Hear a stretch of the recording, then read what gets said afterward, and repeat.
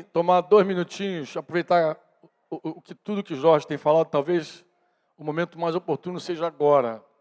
Hoje cedo, o irmão me procurou e falou: Franco, a gente precisa pegar esse vídeo e colocar em cada casa, cada discípulo, cada irmão, mais uma vez, assistir tudo que Jorge falou esse dia. Eu falei: olha, isso é muito bom, mas nada vai acontecer se os pastores não mudarem. Porque, na verdade, quem complica a vida da igreja são os pastores. E pode facilitar também. Eu tomei um exemplo para ele. Falei: nós temos um trabalho aqui em Porto da Folha. Cadê os irmãos de Porto da Folha?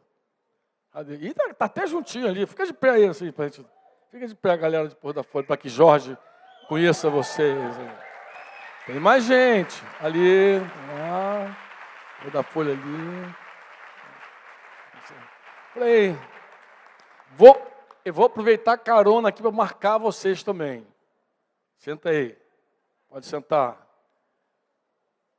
Que é assim, a gente tem um trabalho, todo mês de janeiro, a gente passa em Porto da Folha, vocês sabem, com um grupo de vários irmãos de várias cidades. Tem aqui o pessoal de Cabo Frio, que foi massa, deve voltar, não sei, né? Se emagrecer até lá, quem sabe. Só não pode ficar mais magro que Neemias, nem o Vaguinho. Se o pessoal passar no teste da balança, todo mundo vai em janeiro. Mas é o seguinte, irmãos. Porto da Folha é um bom exemplo de uma igreja que nasceu outro dia e a gente faz de tudo para que ela se mantenha na rua. Mas, em geral, os irmãos que saem daqui para lá, como aqueles judeus que visitavam a igreja gentia, sempre quer botar o pessoal com um violãozinho, um microfonezinho dentro de um lugarzinho para tocar, entendeu? Então, esse ano eu cheguei lá assim, meio rebelde, com a espada na mão lá. Eu falei: gente, em nome de Jesus, vamos para a rua. Porto da Folha raramente chove. É sertão. O prefeito esteve comigo 4 vezes essa semana, o novo prefeito, o cara que assumiu. E ele perguntou: Franco, o que você quer? Eu falei: eu quero a praça, a rua.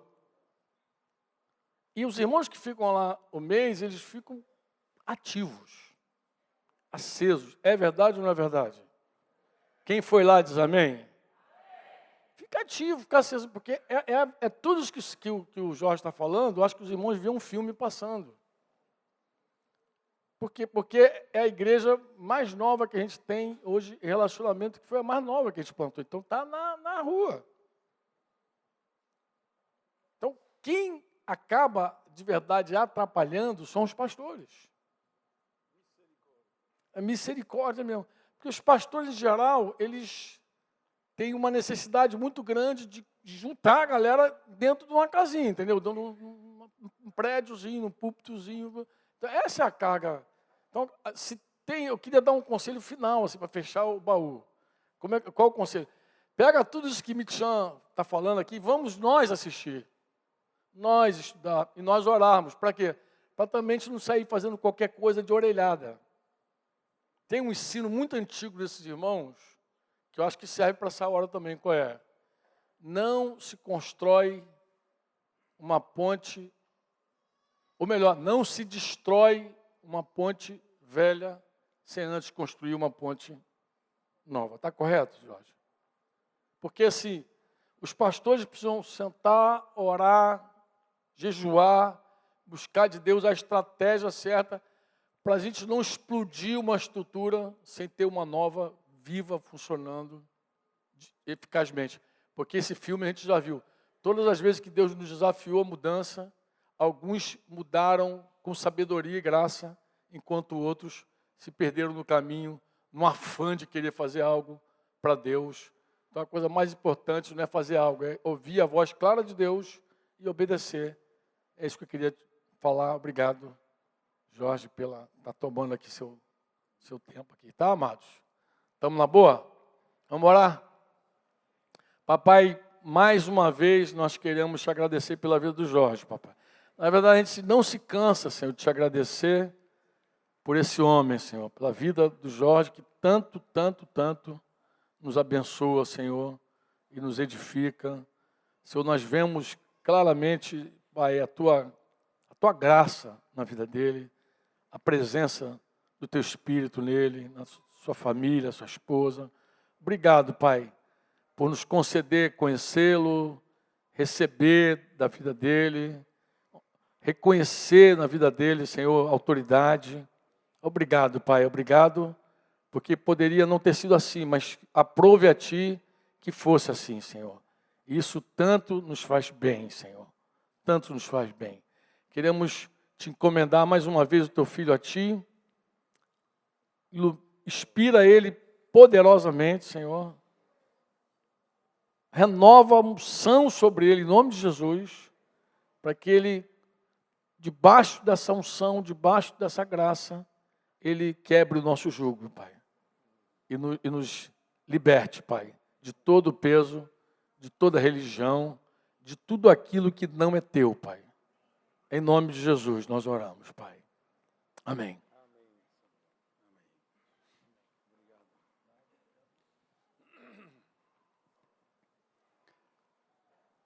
Bom, estamos gratos a Deus por estar com vocês nestes dias. Somos muito abençoados com Silvia por amor que todos vocês sempre demonstram para conosco.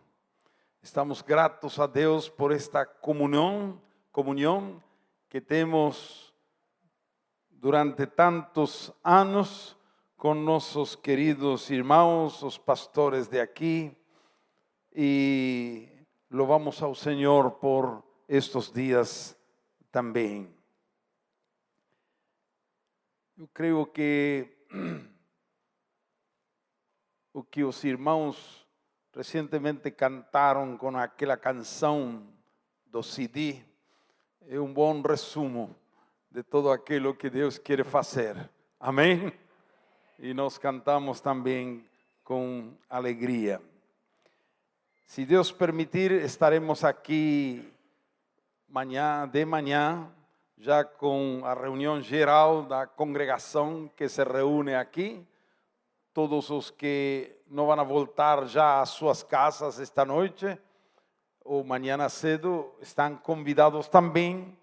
Amanhã, se Deus quiser, eu vou falar sobre a reconstrução moral e espiritual de nossa nação.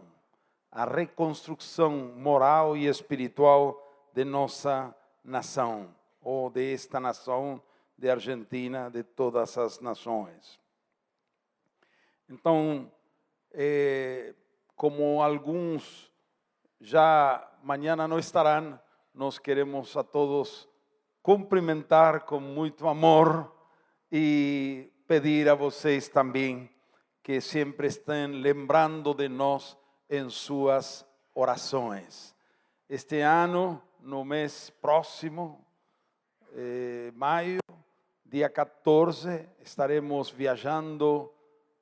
Depois de 19 anos que eu não estou indo para lá, voltarei para a Armênia. Vocês sabem, eu sou armênio, nascido em Palestina, hoje em Israel, mas moro na Argentina desde minha meninez, 7 anos de idade. Escapamos da guerra entre os árabes e judeus. Nós não somos nem árabes nem judeus, armênios, assim que meu pai diz: nestas terras nunca haverá paz, melhor nós vamos à Argentina, tenho uma tia lá. E aí fomos nos planos do Senhor. E agora, na década de 90, eu fui à Armênia com aquele avivamento que aconteceu lá.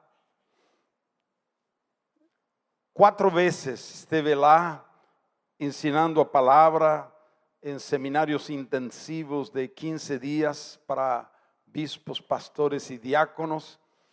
E agora, depois de 19 anos, estaremos voltando lá. O livro Jesus Cristo o Senhor acaba de ser traduzido ao idioma armênio e já está lá na imprenta e vai ser impresso. E esperamos seja também uma ferramenta de bênção aí nesse país. Eu rogo as orações de todos vocês por este próximo viagem. Muito bem, eu vou completar o tema esta noite, mas antes Silvia quer compartilhar alguma coisa que ficou na conclusão do período da tarde. Mas é bom que todos estemos juntos aqui para também ouvir esta palavra de Silvia antes de eu continuar.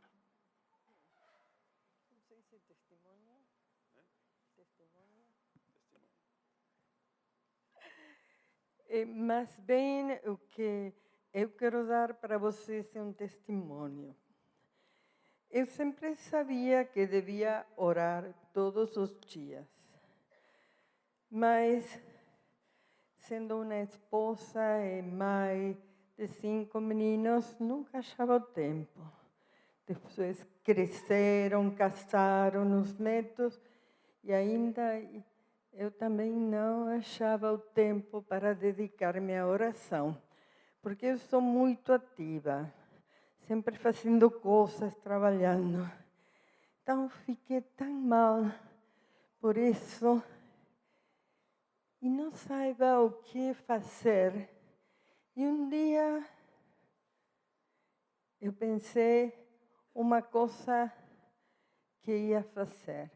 Não ia a levantar da cama na manhã até que orar ao Senhor tudo o que fosse necessário. Mas minha lista de oração é muito longa. Então precisava 1h30 ou 2 horas para poder orar por todas aquelas pessoas, congregações, tudo isso. Então eu pensei, toda manhã vai ficar cheia de orações e não vai dar para fazer tudo o que preciso fazer. Mas o Espírito Santo me ajudou.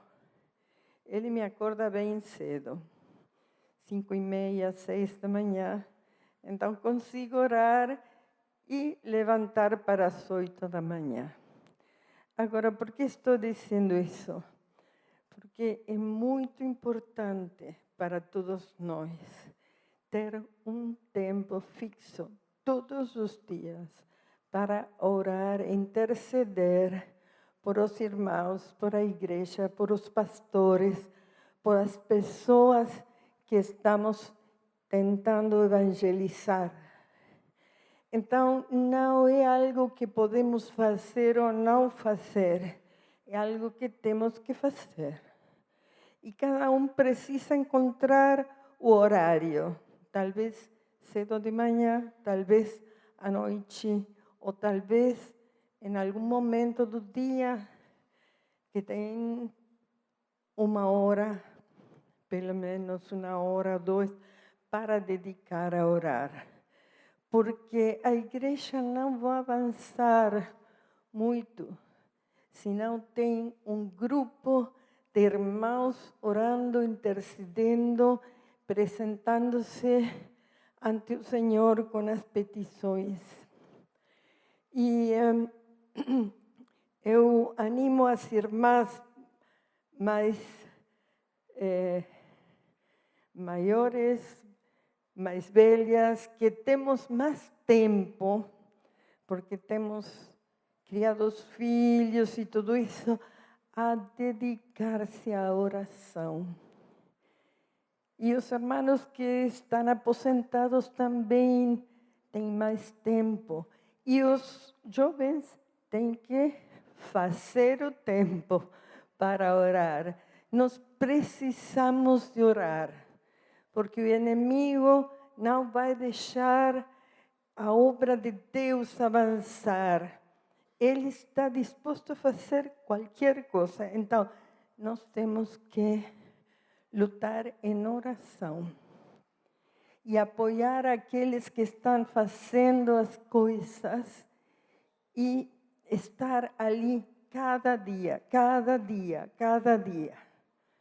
Só isso eu queria compartilhar. Amém? Louvado seja o Senhor.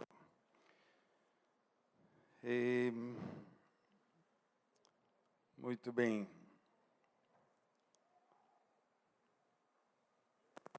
Aquele que desceu e também o mesmo que subiu acima de todos os céus para encher todas as coisas. Esse é o principal objetivo de Jesus. Para isso desceu, para isso subiu, para isso colocou na igreja apóstolos, profetas, evangelistas, pastores, mestres, para capacitar aos santos para a obra do ministério, para a edificação do corpo de Cristo. E hoje, no segundo período da manhã, já vimos que Jesus quer encher tudo.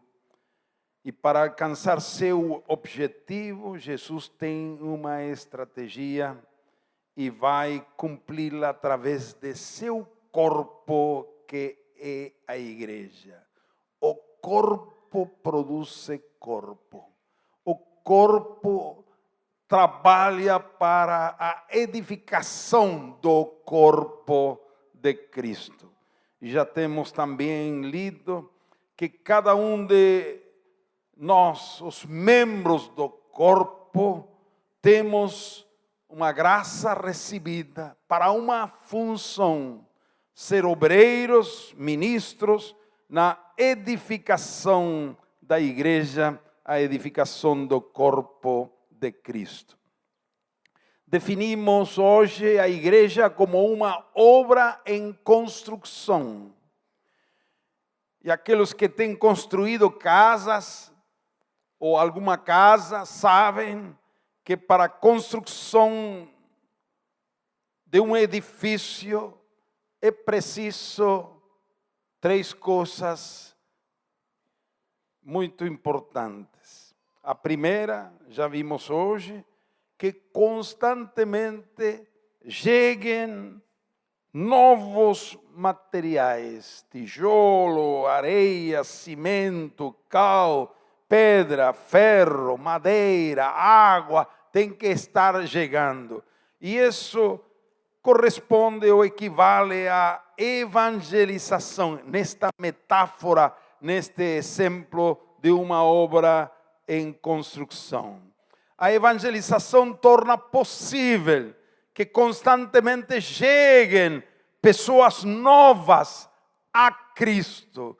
Tenhamos batismos, tenhamos novas pessoas que adoutrinar, ensinar, discipular, e assim a igreja vai crescendo e o edifício vai sendo edificado. A segunda coisa, de aí vamos continuar agora, é que é preciso que haja obreiros, operários, como chamam albañiles, pedreiros, carpinteiros e todos os ofícios, cada um com sua especialidade. Se não há obreiros, ainda que cheguem novos materiais, a obra se paralisa, vai acumulando aí novos materiais e não há quem pegue aqueles materiais para torná-lo em um edifício. E isto é o trabalho de discipulado. Cada material que chega em uma obra em construção passa pelas mãos de um pedreiro. Cada tijolo é pegado com a mão e é colocado em lugar certo. Os materiais têm que ser trabalhados diretamente. E assim precisamos obreiros. Ainda que hoje já existem máquinas para realizar certas tarefas, todavia a obra de Deus é sempre um trabalho artesanal. Não há uma máquina para criar filhos. Não há. Você pode ter uma lavadora, pode ter muitos outros artefatos domésticos, mas você não pode encarregar a nenhum artefato eletrodoméstico a tarefa de cuidar, educar, formar, criar filhos. Glória a Deus. Deus fez assim. Pai, mãe, tem que estar envolvidos pessoalmente com esta tarefa, e assim o discipulado é igual. Podemos ter grandes campanhas, trabalho de massa, televisão, mídia, podemos usar as redes sociais, todo aquilo que a tecnologia moderna facilita, e é bom usar tudo. Podemos ter programas da televisão, tudo o que quer, é bom usar tudo isso. Mas, finalmente, cada indivíduo que chega precisa um discipulador. Amém? Um pai espiritual, um contato direto para conhecer, ouvir, abrir o coração, gastar tempo, estar junto, tratar a cada pessoa. Cada pessoa é um mundo, traz do mundo ideias, conceitos, costumes, práticas tão ruins. As pessoas chegam a Cristo cada vez pior e precisam mais. Não é suficiente com uma reunião multitudinária pregando a todo mundo. Isso é parte, mas nada pode poupar o relacionamento direto com cada discípulo, com cada novo convertido. E por isso precisamos trabalhadores, pedreiros. Precisamos do trabalho de todos. Então não é uma opção na vida, uma escolha. Veja como é no ambiente secular. A pessoa não faz esta composição de lugar. Não sei se essa expressão é usada em Brasil. Uma situação, não é assim, veja. Eu o que vou fazer na vida? Engenheiro ou pai? Como engenheiro ou pai? O que vou ser? Comerciante ou pai? Não, não é assim. O que vou ser? Médico ou pai? Não, não, não. Todos, com poucas exceções, porque tem um chamado, uma vocação para celibato, para não casar, todos somos chamados a casar, frutificar, multiplicar e ser pais. Então você não tem que escolher ser pai ou ser engenheiro. São as duas coisas. Amém? E no plano espiritual é igual. Qual é seu dom, talento? Silvia falou hoje sobre os talentos. Há dons especiais, específicos de cada um. Então vem um e diz, meu dom é tocar o violão. Glória a Deus. Tem alguns que têm esse dom. Meu dom é administração financeira. Muito bem, louvado seja o Senhor. Outro tem um dom para trabalhar com meninos.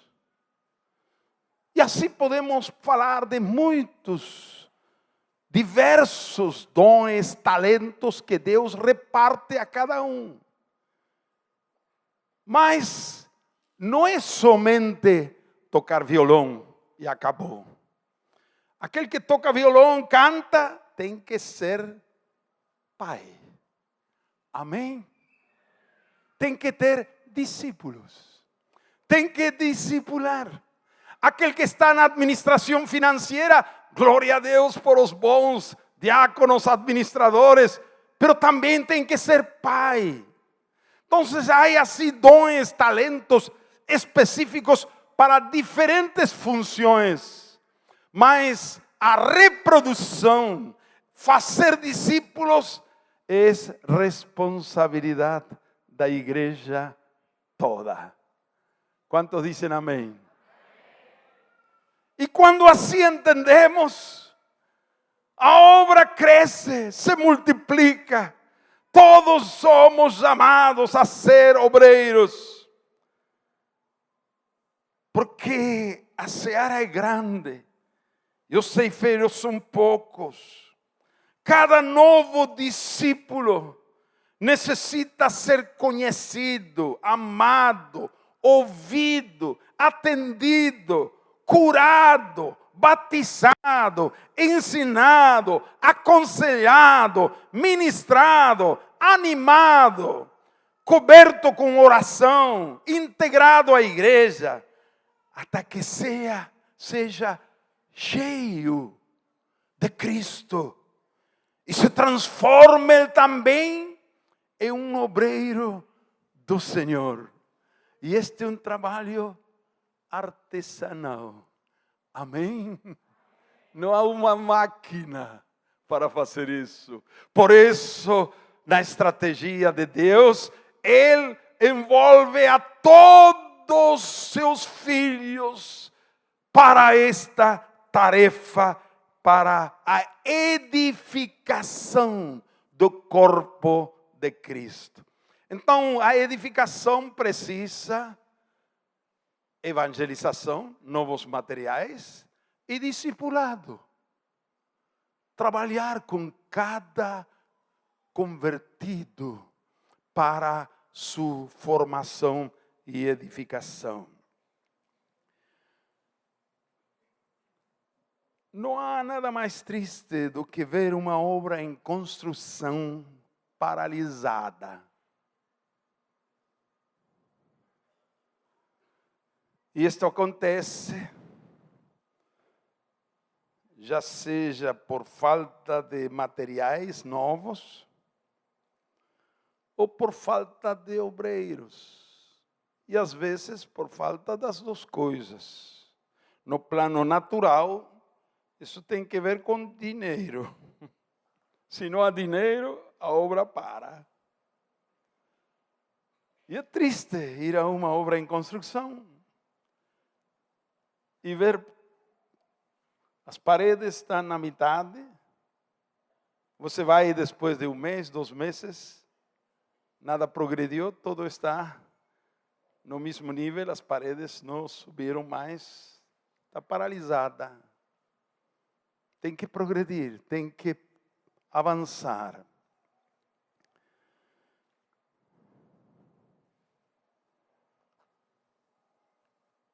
Pero que lindo é. Às vezes acontece, você vai a uma casa e vê, já começaram, colocaram fundamentos, cimentos, e vai depois de 3 semanas, já as paredes estão, e vai depois de 2 meses, 3 meses, já está com o teto, e vai. E aí entra um terceiro elemento que eu gostaria de introduzir na obra em construção, a igreja, é ritmo. Amém? Ritmo. Ritmo, não? Ritmo. Tá bem? Desculpa meu sotaque argentino. Ritmo. Assim é? Muito bem. Que ritmo? Não sei aqui a que horas os cariocas têm fama que gosta de curtir a vida. Não sei se é verdade. É a crítica dos paulistas para os cariocas. E os cariocas dizem para os paulistas que eles não sabem curtir a vida.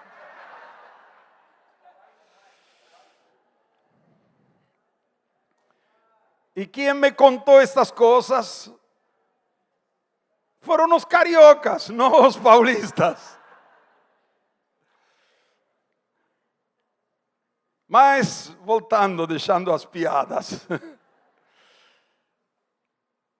Às 7 horas da manhã estão todos os pedreiros prontos, segunda-feira, para iniciar e trabalham até concluir o horário. A outro dia estão outra vez 7 horas da manhã e iniciam. Tem ritmo. Vai. E vai trabalhando. É muito importante o ritmo.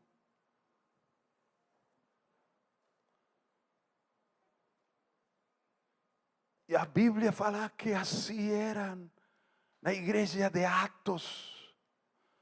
Hoje limos e todos os dias. Quando?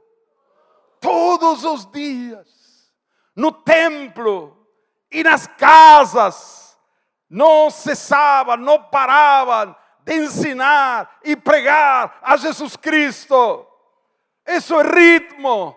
Todos os dias a oração. Todos os dias a evangelização. Todos os dias discipulado, todos os dias tem uma luta espiritual, todos os dias está aconselhando, e aí vai no templo e nas casas, ritmo.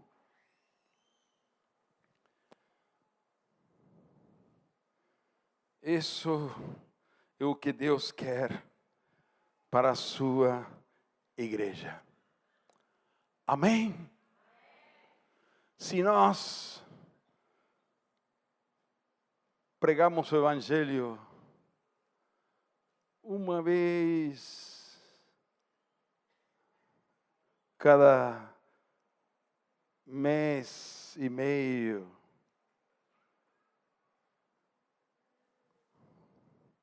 isso não é ritmo, não. Qual foi a última vez que você pregou, comunicou o Evangelho a um pecador? Quando foi? Pesquisa. Temos que mudar isso. Tem que ser uma coisa de todos os dias. Se cada mês, 2 meses, cada tanto, temos uma oportunidade de pregar a alguém de Jesus, não há ritmo. A obra não vai progredir. Temos que mudar. Cada um de nós. E isso já não depende dos pastores. Depende de cada um. Cada um no canto onde está, vivendo, trabalhando, tem que orar. Quando lemos, você pesquise suas orações. Por quem você ora? Normalmente. Por a família, por os filhos, por o marido, por a esposa, por os discípulos, é bom.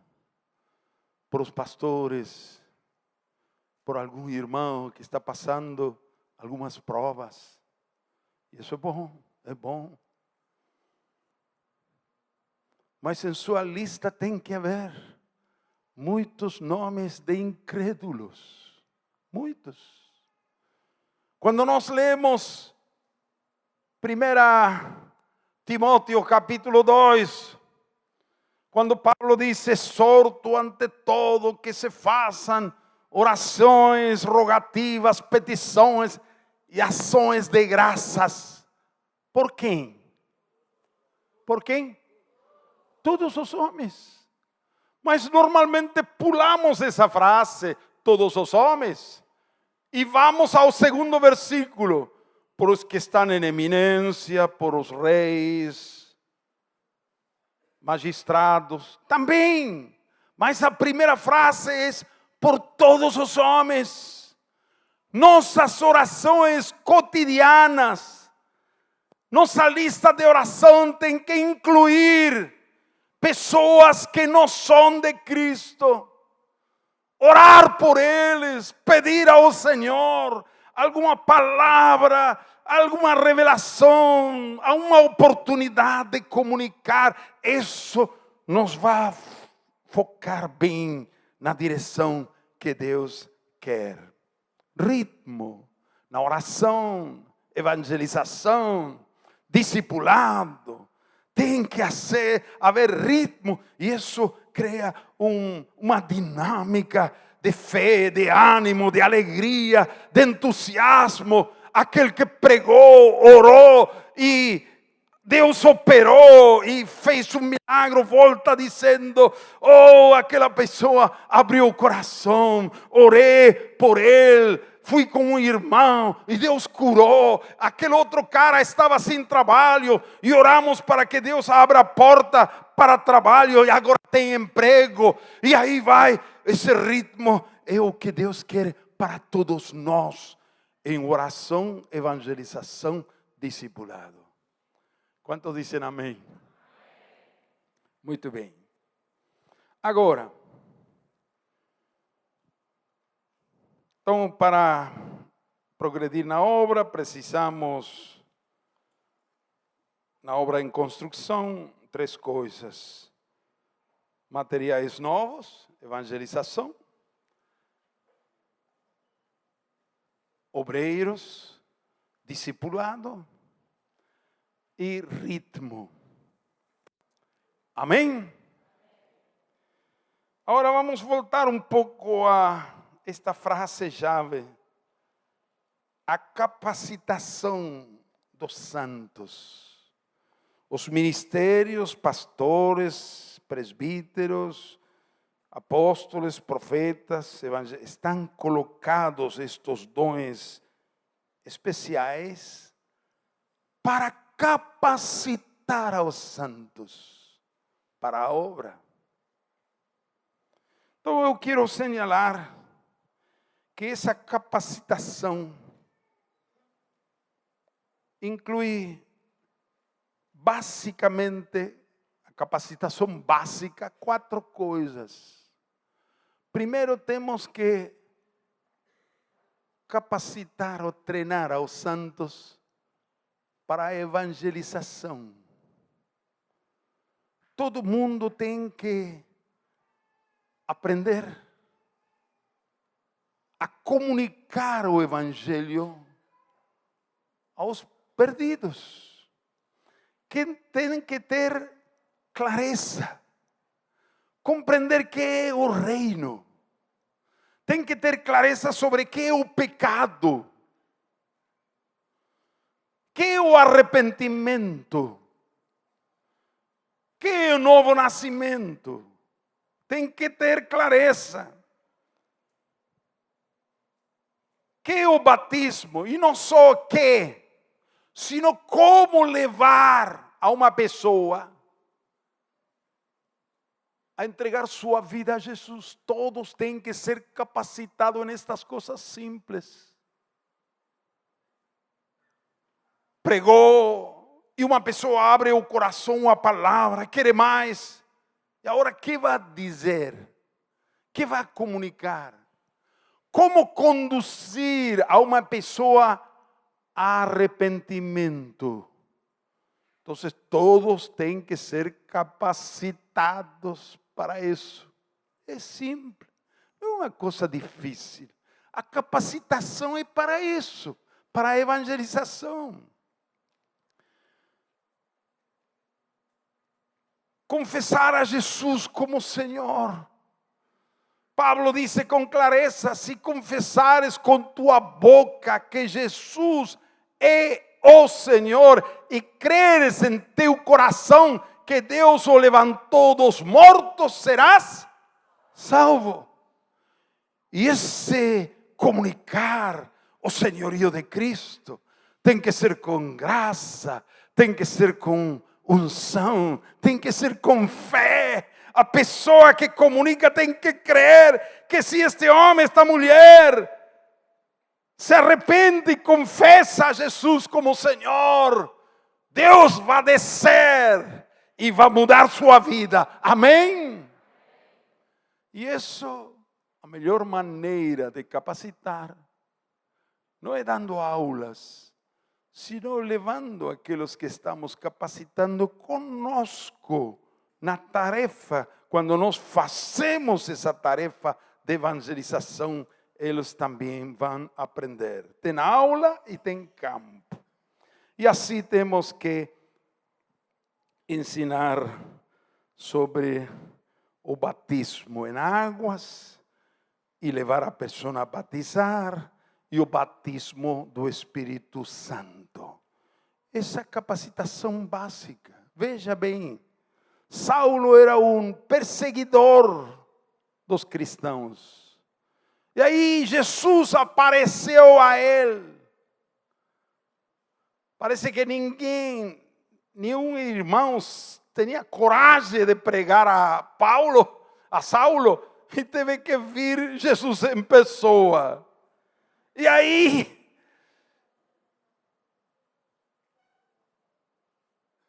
Saulo, Saulo, por que me persegues? Quem é, Senhor? Eu sou Jesus a quem tu persigues. Senhor, que queres que faça? Vai para Damasco, vai a tal casa, e já chegará alguém que vai dizer que tem que fazer. Ele obedeceu, foi lá. Chegou a essa casa, 3 dias, não comeu, não dormiu, só orava, esperando instruções.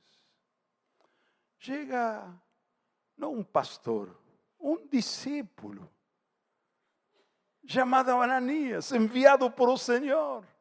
Amém. Ananias não queria ir. Deus disse, vai a tal casa, aí está Saulo. Saulo? Você me envia aí? Você quer que ele me mate? Não, vai. É um instrumento escolhido em minhas mãos. E Ananias foi. Amém. Não era um apóstolo, não um pastor, não, um discípulo. Chegou lá. E veja, irmão Saulo, você tem que ensinar aos discípulos a cumprimentar aos novos, com amor, com fé, com confiança.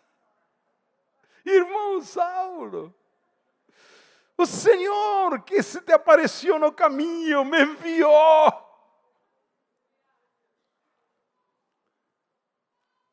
Para que você se batize, receba a vista, porque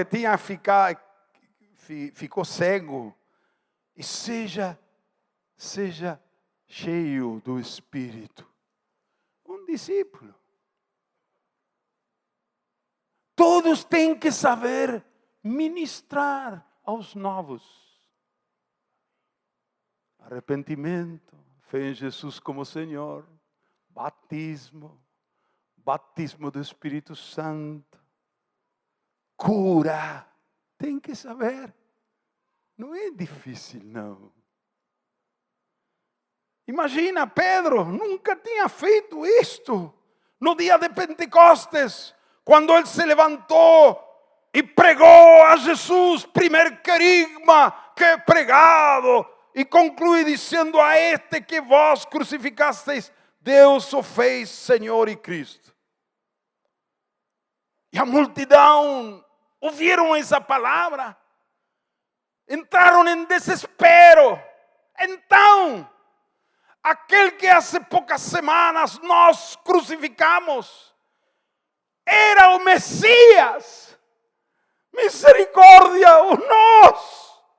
E em seu desespero perguntaram aos apóstolos: varões e irmãos, que faremos?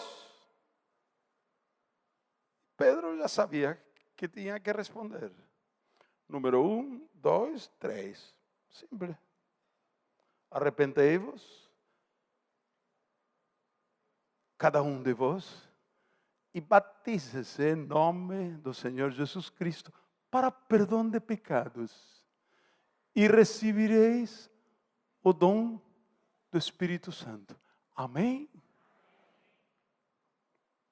E sempre é igual. Você pode usar outras palavras, mas os discípulos têm que ser capacitados para administrar estes 3 passos a qualquer um. E assim a obra vai progredir. Então, capacitar para a evangelização. Muito bem. Segundo, capacitá-los para o discipulado. Tem que agora discipular a este novo convertido. E para discipular, precisam estudar teologia sistemática, hermenêutica, homilética, apologética, escatologia, cosmetologia. Não, cosmetologia não. Não. Que tem que aprender? Tem que estudar toda a Bíblia, mas a Bíblia é muito longa. Todos temos que ler toda a Bíblia, não há dúvida disso. E toda a Bíblia, todas as Escrituras são inspiradas por Deus e útil. Mas veja bem, o discípulo que está trabalhando com discipulado, quem tem que primeiro dominar as coisas básicas.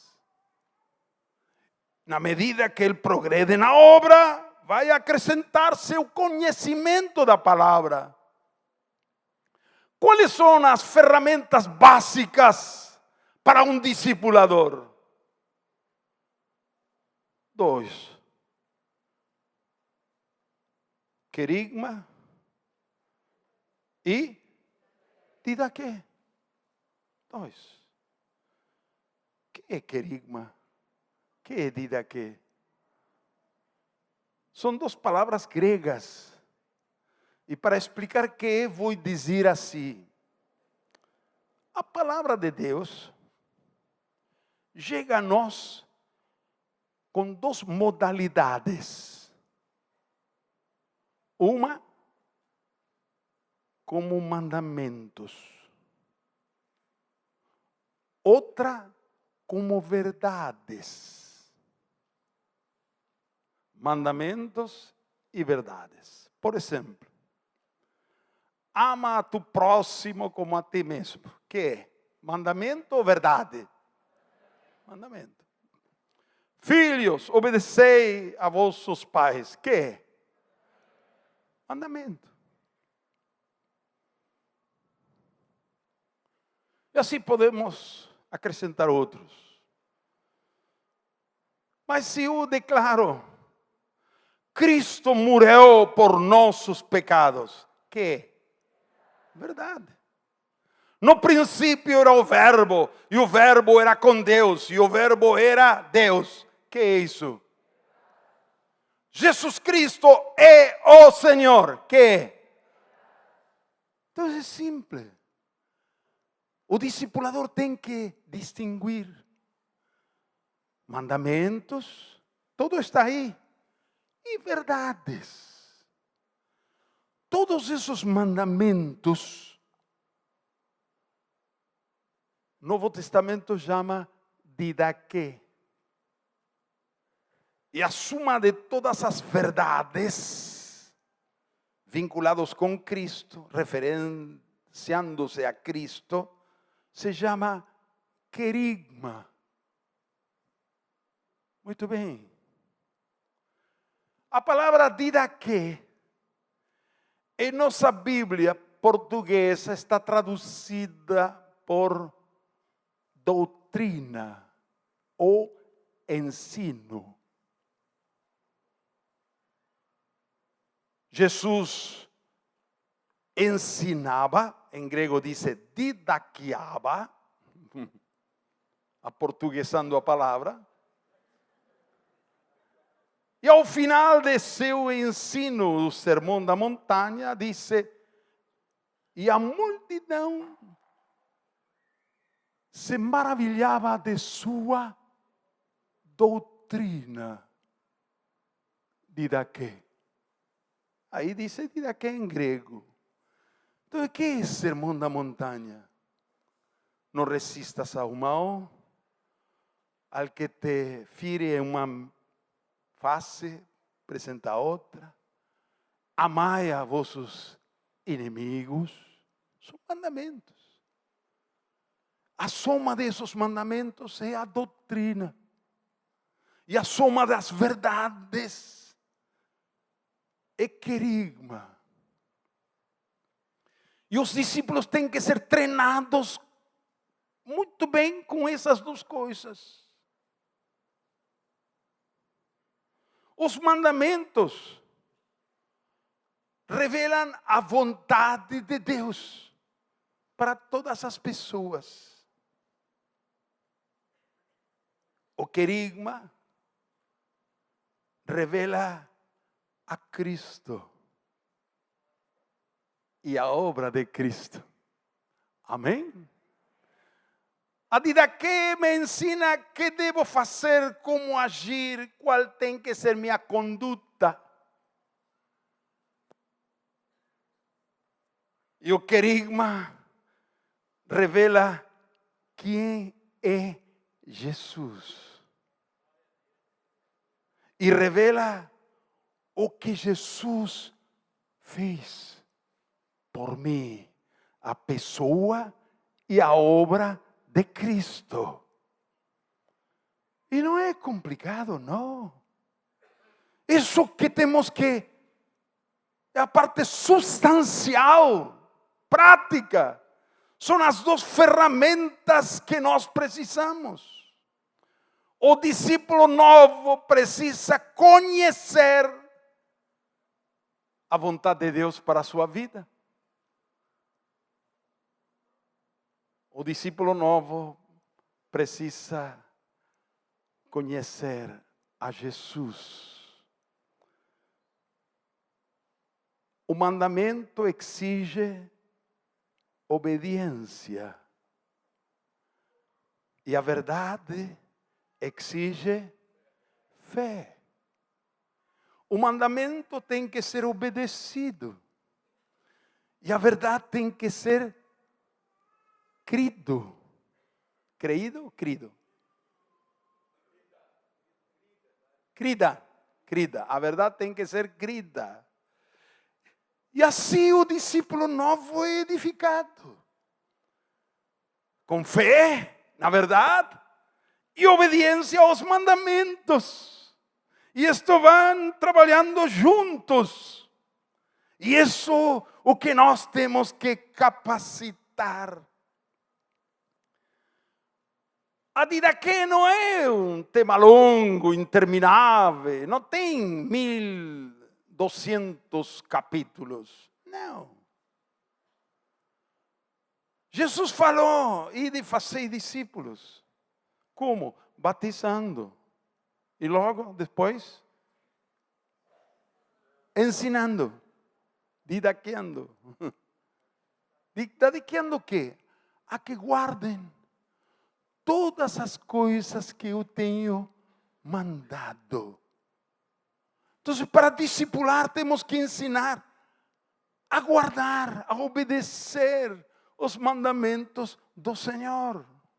E assim o discípulo novo vai conhecendo a vontade de Deus para a sua vida, sua conduta muda, ele como marido muda, ela como esposa, o filho como filho, e a conduta na família, no trabalho, o caráter, todo vai mudando porque tem o ensino. E assim temos que capacitar aos santos para a obra do ministério. Eu digo assim,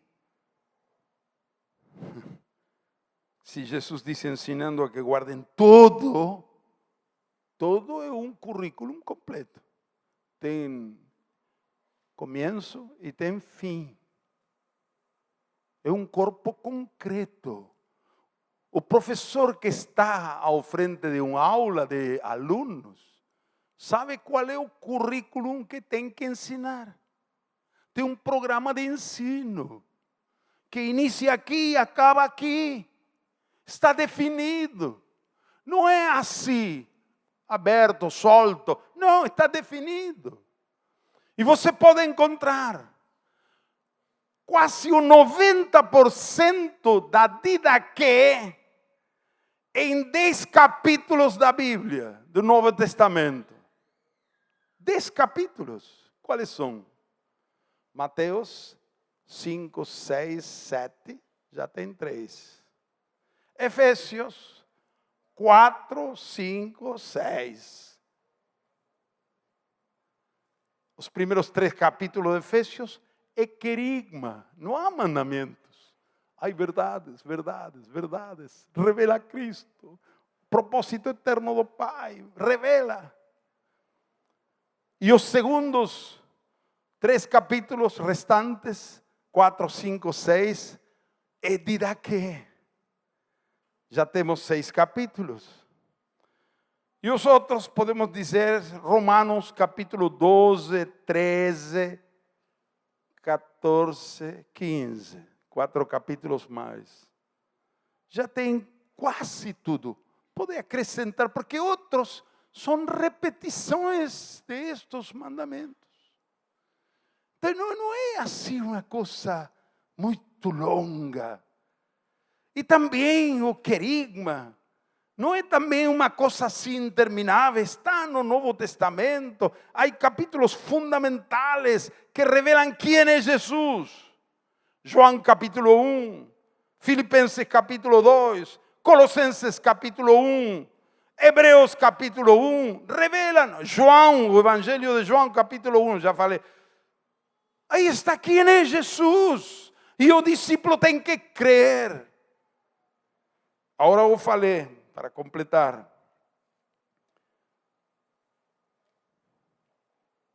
O querigma revela a pessoa e a obra de Cristo.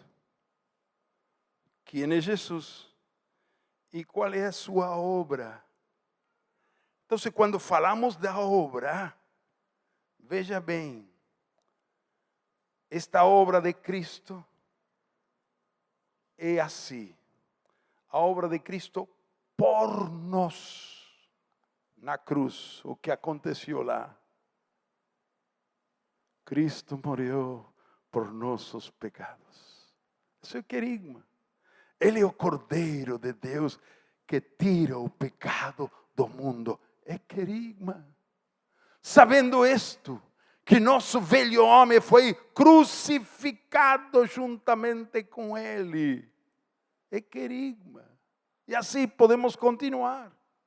Então, a obra de Cristo por nós na cruz, a obra de Cristo hoje em nós pelo Espírito Santo, a obra de Cristo entre nós, fazendo-nos igreja, e a obra de Cristo através de nós, nossa missão no mundo. Então, as 4 facetas da obra de Cristo.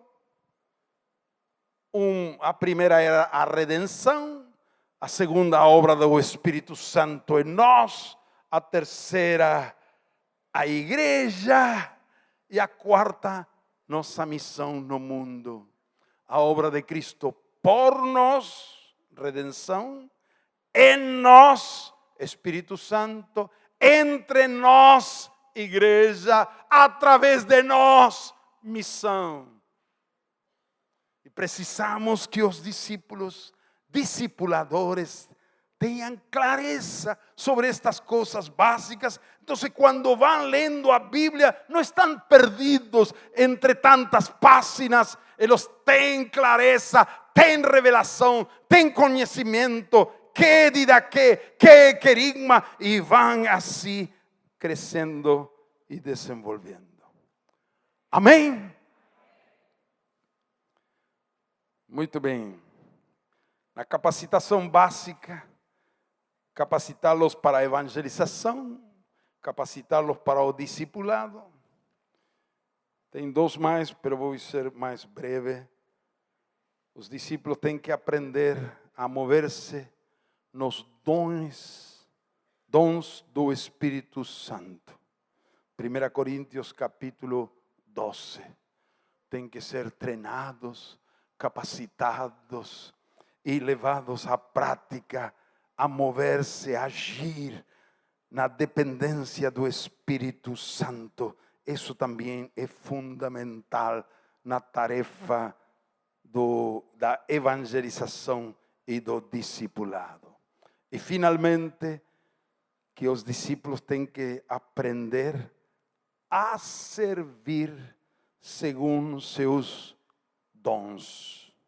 E aqui justamente Silvia expôs hoje capítulo 12 de Romanos, desde o versículo 3 até o final do capítulo, já os dons específicos que cada um tem, além de discipulado. Então, concluindo tudo isto, e o que falamos hoje também, de acordo com a estratégia de Deus, toda a igreja é um seminário. Quantos dizem amém? E cada filho de Deus é um seminarista e deve ser capacitado para a obra. Os pastores, evangelistas, profetas e apóstolos são os professores deste seminário e cuja função principal é capacitar os santos para a obra da edificação do corpo de Cristo. Amém?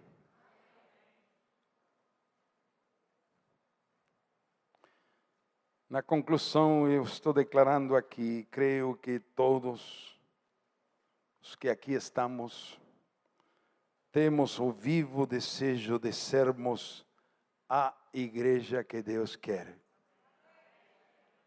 Quantos querem? Quantos querem? Declara comigo com a mão levantada. Eu quero. Aleluia. Louvado seja o Senhor. Amém.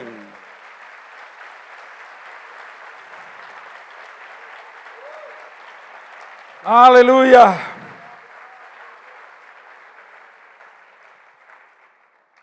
O tempo urge. Nossas nações necessitam imperiosamente da ação da igreja. Jesus Cristo quer agir poderosamente por meio do corpo que Ele tem na terra hoje. E vou concluir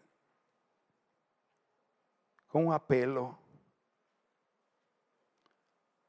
Ontem vimos que Paulo se declarou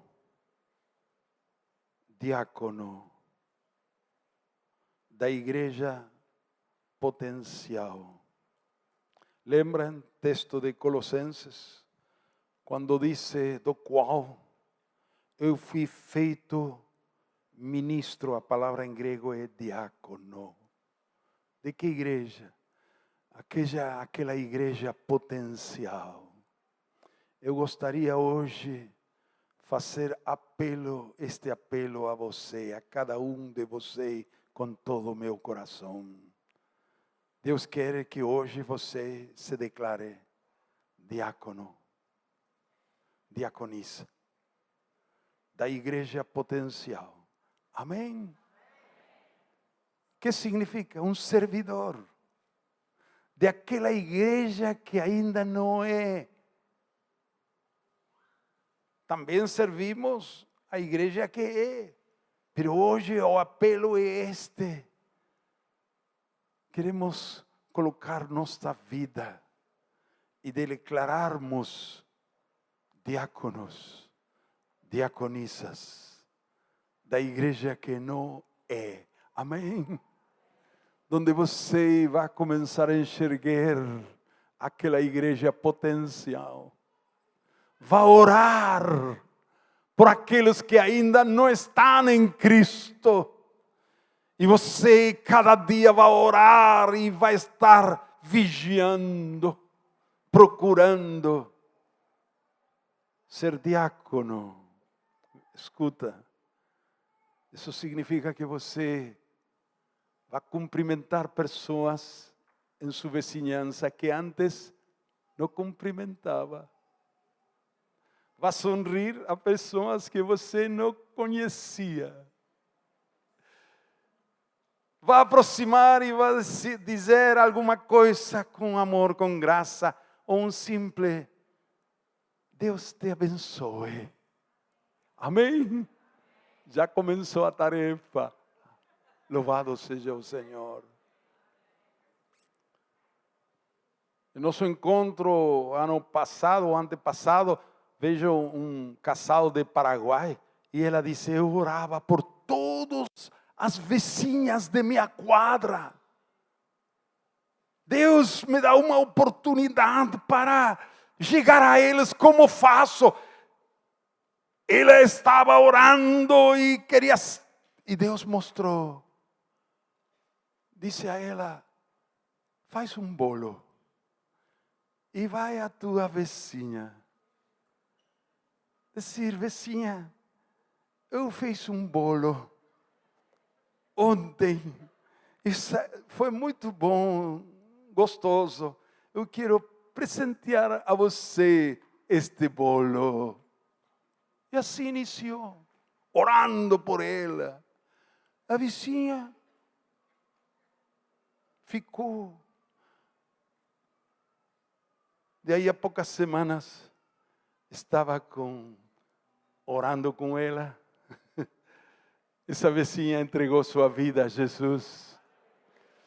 E depois orando por outra vizinha. Que posso fazer? Que posso fazer? Deus me dá uma oportunidade. E ela disse: eu gosto de desenhar ambientes assim, decoradora. Decorado de ambientes. E foi à casa da vecina, não sei por que causa, disse: vizinha, eu sou decoradora, gostaria você que eu dê algumas ideias? De graça, eu não cobro nada. E assim, disse: hoje, todas as vizinhas da quadra estão convertidas. Que maravilha! Orando, tornando-se diaconisa. Vai chegar um momento de pregar, mas tem que esperar primeiro semear, preparar a terra com amor, com serviço. Amém? Louvado seja o Senhor. Quantos hoje querem colocar-se em pé e declarar-se diácono da igreja potencial? Amém, amém, aleluia, louvado seja o Senhor.